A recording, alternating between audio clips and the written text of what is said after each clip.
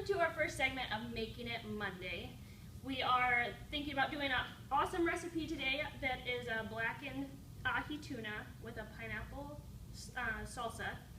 And I'm going to show you how easy it is to actually put it together and how you can actually have fast food and be healthy food. And this is probably going to take you less time to make this than go through the drive-thru.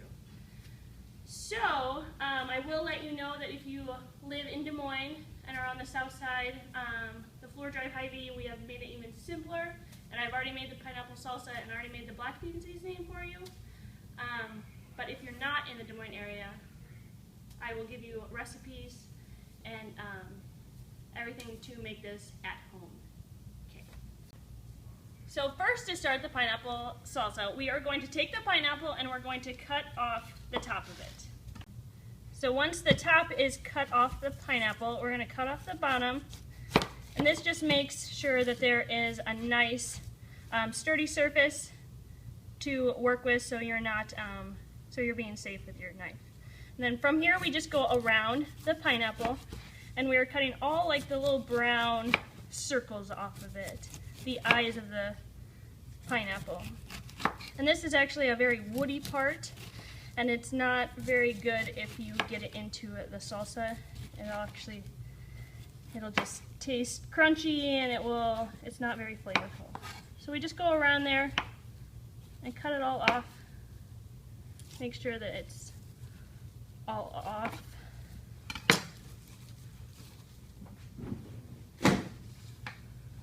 Throw the tops away, and I'm going to cut it right down the middle.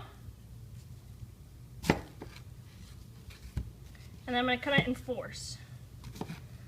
So there is a core in the middle of the pineapple that we are going to take out. And it's just as simple as sliding your knife and putting it at a 45-degree angle so it lays flat.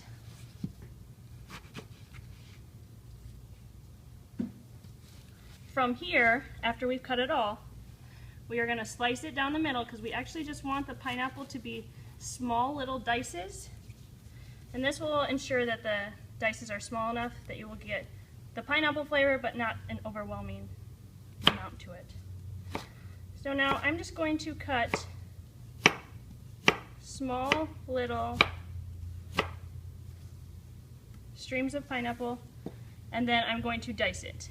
The proper way to dice is to make sure your fingers are under your knuckles, and so there's no way, and your blade will never go over your knuckles, so there's no way you can actually cut yourself. You're just guiding everything.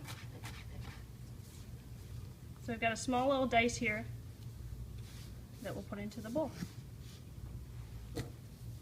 One.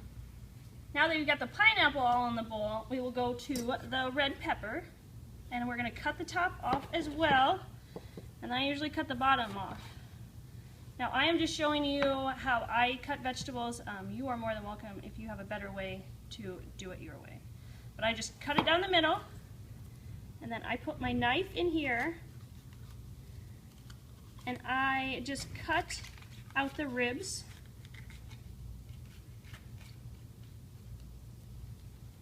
So that the ribs come out, the seeds come out, and you've got a nice flat area to work with. And I just cut really thin strips, just kind of like the pineapple.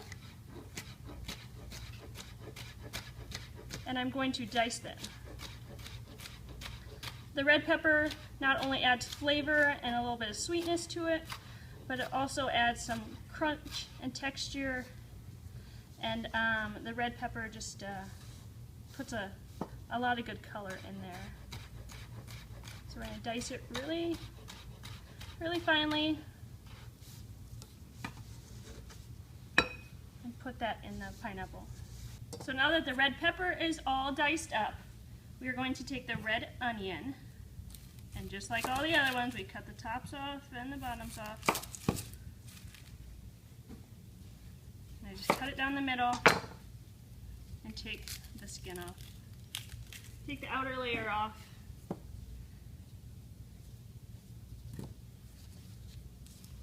What we can do is we're just going to dice this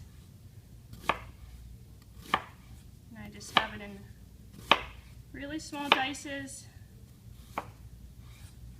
I know I'm not a huge fan of raw onion, but with salsa, it's kind of a given. And so it makes it, packs a little punch to it, makes for good color,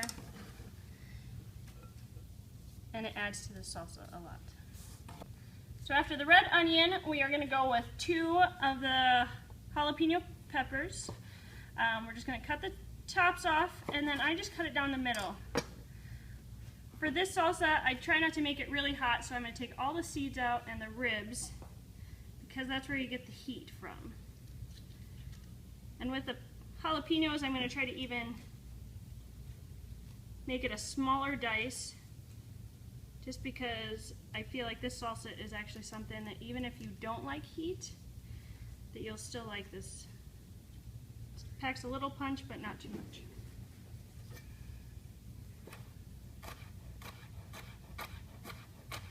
When you are doing jalapenos at home, just be careful to wash your hands before and after. I'm using gloves. I know it's not always the easiest to have gloves at home,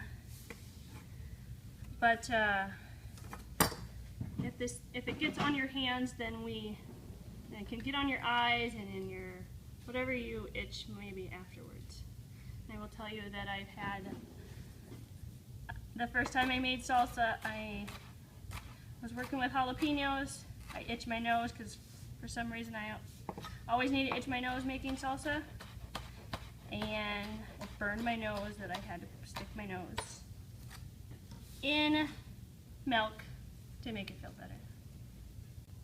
After the jalapenos, we are going to take some cilantro, and what I've done, I've already picked off about half of a head of cilantro. Again, this recipe is not, I will give you the recipe, it's not by the book. If you want to make some changes in it, go for it. If you like it spicier, add the seeds and add the ribs of the jalapeno. If you want it sweeter, when we get to the honey, you can add more.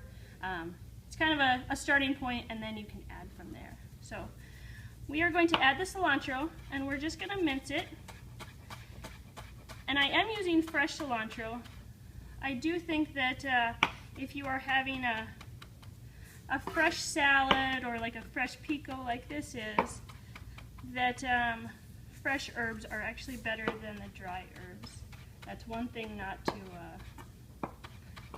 to skimp out on. So I've just diced this. It's not real fine, but it will actually give a nice flavor into it. If you could smell it. If you don't like cilantro, you can actually put parsley in there if you want just the color, or if you want to put mint in there, you can do that as well. It will just change the flavor a little bit. So now we've got all the dicing done, and now we're going to get onto the dressing.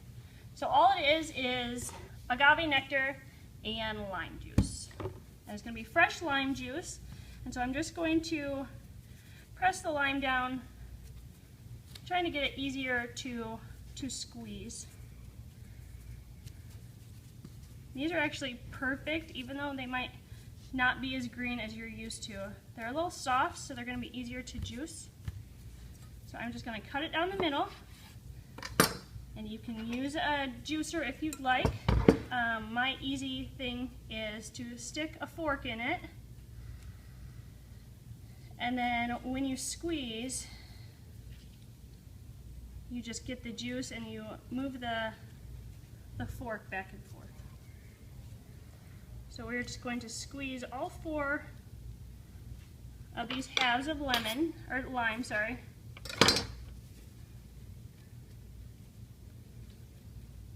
And then we'll add the agave, we'll add the salt, the pepper, and we'll be done.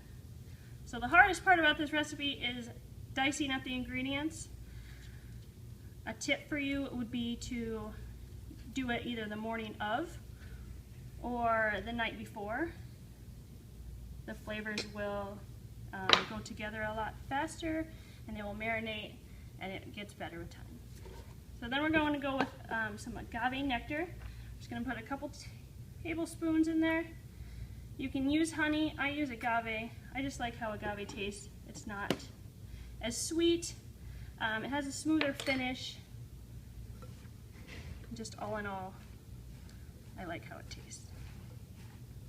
So as you can see, it is a very pretty salad, but it also makes a lot. So we put a pineapple in there, we put a whole red pepper, a whole red onion, a couple of jalapenos, and some cilantro.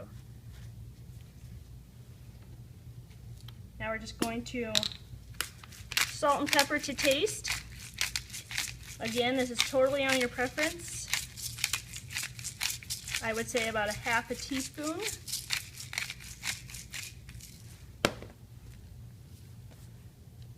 Now we'll mix it together.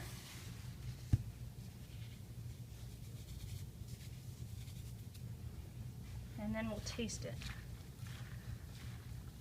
The biggest thing is to always taste what you make. We're going to mix it and then taste it. Make sure that all the flavors are there. We got a little bit of hot, we've got a little bit of the cilantro. It's perfect. It's not too hot, it's not too sweet. You might be asking, what am I going to do with this whole bowl of pineapple salsa? But this is actually wonderful on salmon, chicken, pork. On a salad. You pick what you want to do with it. I think you'll realize you'll go through this a lot faster than you think. So we've got our ahi tuna right here, and it's either known by yellowfin tuna or ahi tuna. It's actually sushi grade, so it kind of tells you that it's safe enough to eat at a rare stage or a raw stage. I don't like using the term raw just because it's not a very, we're going to lightly sear it. It's not going to be raw. Sometimes people get scared if you say raw. So we're just going to put about a tablespoon, 2 tablespoons of this blackening spice that I will give you the recipe on our blog, and I just roll it in there to make sure that there's plenty of seasoning. I'm going to put my pan up to high, and we're going to sear it. So it's going to be a quick sear. We're probably going to say a minute and a half on each side. Take it off, we're going to cut it, put some pineapple salsa on it, and be done. So as you can see, the hardest part about this recipe is cutting the ingredients.